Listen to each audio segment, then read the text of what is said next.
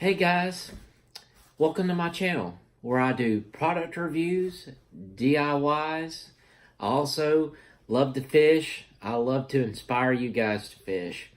So today I kind of wanted to discuss something that I've been wanting to discuss for quite some time, and that is how to choose the right kayak. But I wanted to do it in a way where I wanted to make it interesting. I really did, because, it's kind of, I didn't want to bore y'all kind of thing. And so I thought I would look around YouTube at some of the top videos of how to choose a kayak, right? And see what the community was asking, because I think that you guys are important. And I want to answer the questions that the community has, and not just make a blanket review or blanket descriptions of what I think is the correct kayak for the correct situation, or to make a blanket statement on how to choose the right kayak. I didn't want to be boring like that, so I wanted to kind of keep things interesting and. Guys, to be honest with you, looking through the comments and everything, it was honestly, some of the comments were very funny. We all know that people say silly stuff on YouTube. So without further ado, let's find out how to choose the right kayak. So question number, or actually it's a statement somebody made on one of the one of the channels, excuse me. He said, sit-on tops are not good for rough water. That was the comment. It is, I'll just laugh at that. I laugh at that because that is totally not true. Sit-on tops are self-bailing, which common knowledge would say, if they're self-bailing, they're probably good in rough water.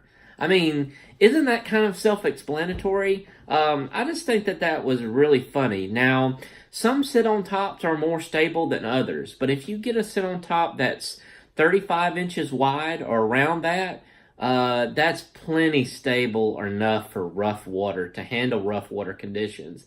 And guys, to be honest with you, if you ever look at a video of somebody going beyond the breakers in salt water in those 5 to 7 foot swells, guys, what are they using? A sit-on-top kayak. So don't tell me that sit-on-tops are not good enough for rough water. And don't listen to everything everybody says on YouTube, okay? So, sit-on-tops are the best, I believe, for rough water, because they are self-bailing, and there are plenty of stable options to get into. Even the ones that are more skinnier are fairly stable. So this is a good question. Anything about height to length? This guy was commenting on one of the videos as to how to choose the right kayak, and he's like, you didn't give me any height, length descriptions for tall people, for short people, for heavy people. You didn't really give me anything that I could rely on, and hey, that's constructive criticism. So let's go into that a little bit. For tall people, I would suggest having a kayak that is a little bit longer. I would go with 11.5 feet and up, okay? Because typically taller people have longer arms and longer legs. So you also need to have the leg room consideration as well. Tall people fell into a difficult position because kayaks are very small. They're not very wide. Even the widest ones don't feel very wide at times. So tall people are in a tough position. And I'm not tall. I'm like short and kind of pudgy. So, so I don't have that tall issue that some people have. But I know my buddy has a feel-free lure 11.5. And he goes into my Coosa HD, right? And he's like, this thing doesn't have enough room. Well, it's because my cockpit, my center cockpit was there. Okay? And he's not a fat dude. He's more of a muscular dude. And There's nothing wrong with being big, guys. There's nothing wrong with being fat. I don't listen. I'm pudgy myself, so I'm not saying don't take that the wrong way. But he doesn't like the Coosa HD, but he likes the Feel Free because of the open cockpit. So the biggest thing that I could tell y'all, the most basic thing that I could tell y'all, if you're short, tall, if you're heavy, is number one, go out there and demo the kayak. That is the most important, because every kayak seems to be built differently now these days.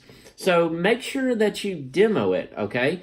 For short people, I would say the issue with short people is arm length, right? I have T-Rex arms, okay? I can't reach out there farther than the tall people with the big arms, the long arms. So I need a shorter kayak. I would recommend not going anything below 12 and a half for me, for shorter people, So for heavy people, let's talk about heavier people, heavier guys, which there's nothing wrong with that, okay? Heavier people need bigger boats. That's just a simple thing. For heavy people, I would suggest having something of the kayak width that is wide or wider than 35 inches in length, okay? The maximum width. Now, the Attack 140, the Coosa HD, the Bonafide SS 127, those are all really, I think it's called the Bonafide ST, I don't remember. Anyway, those are all great kayaks to use. And also the Native Watercraft Titans, the Native Rappel, the Jackson Kayak Big Rig. There's so many good kayaks for the bigger guys like us, that it can make selection a little bit overwhelming. But the most important thing that I'm saying is, hey, just demo it. Just make sure that you're demoing the kayak before you buy. You try before you buy. Okay? So let's get into another question that this same guy had. He's like, thermoform versus rotomold. And so, guys, I'm going to kind of tell you the little bit of difference. Thermoform is exactly what it says. It's twin sheet thermoform, where two plastics mold together as heated. This thermoformed, okay? And it's lighter weight, but the rotomolded is thicker. To be honest with you guys, I would rather go with the thicker options, even though that they're heavier.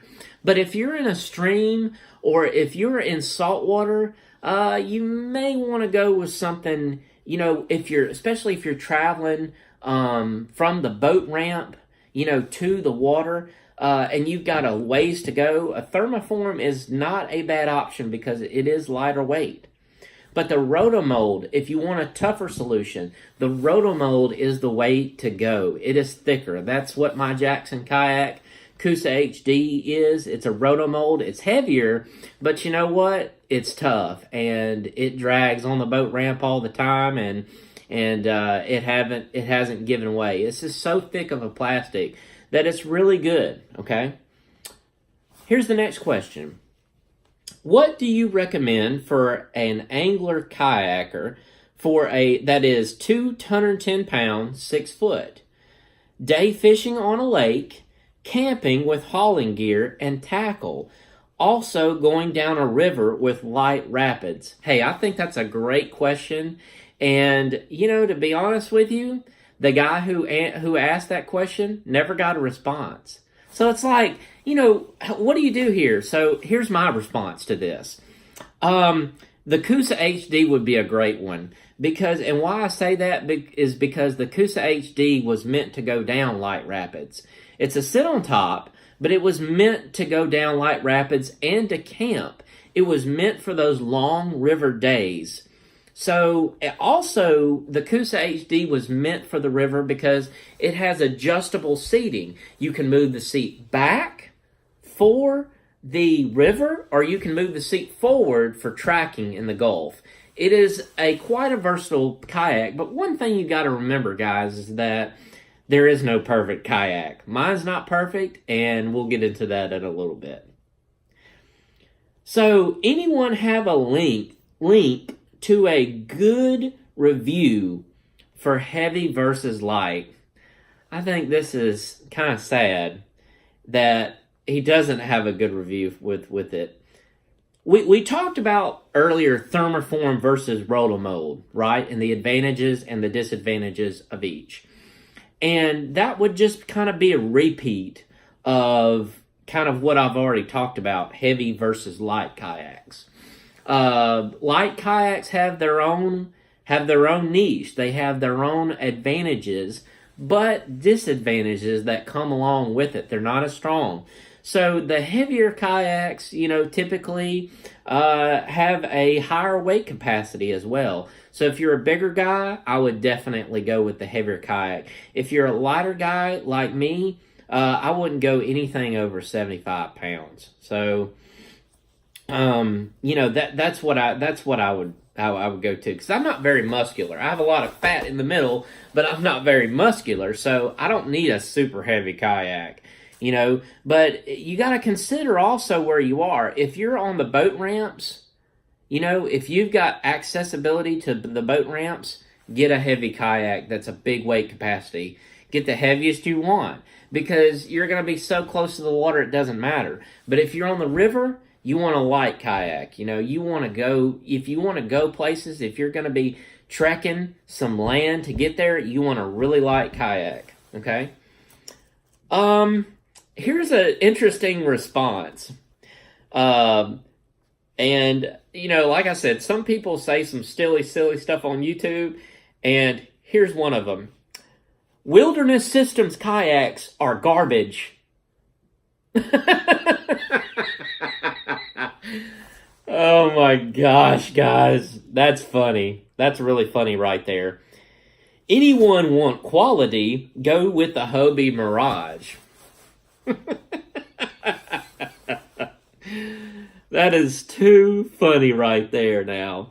The majority of my friends have a Wilderness Systems kayaks, so don't tell me that a Wilderness System is garbage. It's not. Wilderness System is at the top of its industry in kayaks. And to be honest with you, that's just silly. Wilderness Systems has so many kayaks with so many different niches of kayaks to get into. They make the Attack series, which has been the most popular kayak series ever. They are now come up with the pedal drive series, which has been very reliable. Ask Magic Yacker on YouTube. Type in Magic Yacker and search for his kayak. What does he run? He runs a Wilderness Systems kayak, and he's tried the Hobies. Not for him. Now, Hobie is the industry standard. We all know that. But the Mirage drives, if you hit a stump with a Mirage drive, then ask yourself, is it better or not? I'm just going to leave it like that. Next question is, I fish on Tampa Bay mostly. This is a really great question, by the way. I fish in Tampa Bay mostly in open water, but sometimes near mangroves and rocks. So he's giving you one part and another part. So he's giving you one body of water, and he's giving you another body of water. I think that's how I interpret this. I occasionally fish lakes, which is another body of water. He's giving you 3. And I would like to stand. So he's 4 requirements there. Any recommendations? Well, for this certain instance and situation, he talks about the mangroves and the rocks. Typically around the mangroves, it's very secluded. You're away from the wind a little bit, away from the waves, it seems, in some instances. So a stand-up paddleboard would be a great option. But if you're in Tampa Bay and you're out in the middle of the bay, I would probably either like to have a Coosa HD or a pedal kayak. Those are my 2 things for that. A really big pedal kayak, so that in Tampa Bay, I've been there, guys. I've seen it. So I would go with that. So to be honest with you, if you're going to be fishing the smaller lakes and then the mangroves and the rocks along with Tampa Bay, what I would do is I would buy 2 kayaks. I know that is expensive, but if you can afford it, that's the way I would go, because I would like I only have a Coosa HD, but I would like another kayak to complement that Coosa HD, meaning that I would like a Vibe Maverick 120. The Vibe Maverick 120 does well in stumps, rocks, because it's really tough, and it doesn't have any scupper holes to lodge into those rocks or stumps. So if you're if you're looking for something, if y'all are looking for something like that, like this guy is, I would buy two. I would buy a paddleboard, and I would buy at least a 12.5-foot kayak that's 35 inches wide. Is the Tarpon 100 stable enough to stand in? He is mentioning the Wilderness Systems kayak, Tarpon 100, which is the fast series of the kayak, nicknamed after a fast fish, the tarpon. The tarpon is very skinny. So this question here needs a little bit of explanation, right? Is he a skinny, small guy? If he is, yeah, there's a possibility. If you're a bigger guy like me, that's 185, 190 pounds, no, you cannot stand in a Tarpon 100, or any of the Tarpons for that matter. But what you can do, if you want that speed when you're sitting down, and you want the ability to stand, just add outriggers with floats on them. That's how I would take that, you know. Here's a good question. What is the advantage of a 12-foot compared to a 10-foot? That's a really good question. There are some great questions, guys, that you have all posted on YouTube. So Chad Hoover said, speed, tracking, and capacity. Is there more, though? Yes, there is more. So the 12 compared to the 10. The 10 is less plastic, so it's going to be lighter. The 10 is going to be more maneuverable, so it will do better in the rivers and streams. That's why you have to know what environment you're going to be in before you purchase your kayak. The 12 is obviously going to be better for the lakes, the reservoirs, and inshore fishing, okay? I'm 6'3", 270 pounds. A good kayak for me. Thoughts on the big rig? Well, I agree with the big rig, getting the big rig. But here's the deal. If you're a big guy that's like 6'3", 270, you want to demo a kayak, and you want plenty of space, right? Because you're just a bigger dude. There's nothing wrong with that. So you got to demo, right? You got to demo the kayaks, right? Some suggestions. The Native Watercraft Titans. You know, you guys that are way bigger dudes, you guys are stronger. You guys not only have more weight on you, but you have more strength. So you can handle those bigger kayaks. So I would go with some of the biggest you can have. Not the longest per se. You know, I would stick anywhere from 11 to 13 feet, to 13 or 14 feet. But I would certainly demo kayaks. New Canoe Pursuit is another good one. Any of the new canoes with the open platforms, I think, are great additions for bigger guy. I'm a big 270-pound guy. What would be their first kayak for around $500? Well, to be honest with you, sir, I would save up my money. I would save up my money, and I would get something a little bit better quality. You know, the kayaks that I listed above are great choices. I would go to a kayak store and I would demo. Any kind of keel protection for kayaks? Now, this is an interesting question considering that it was in the how to choose a kayak section. But any kind of keel protection, well, there are keel protections. Look up Gator Guard at the Amazon website. The Gator Guards are awesome keel protectors. I use it on mine. All you have to do is just stick it up onto where you want the keel to be protected, and it'll do wonders for you. Now, you do have to replace it over time because the fiberglass resin in it will get obviously damaged. So, but better the fiberglass resin and the tape damage, right, rather than the kayak. One more question, guys. Is it a is a sit-in more or less stable than a sit-on? Well, that's a great question, and we've already kind of touched on that a little bit.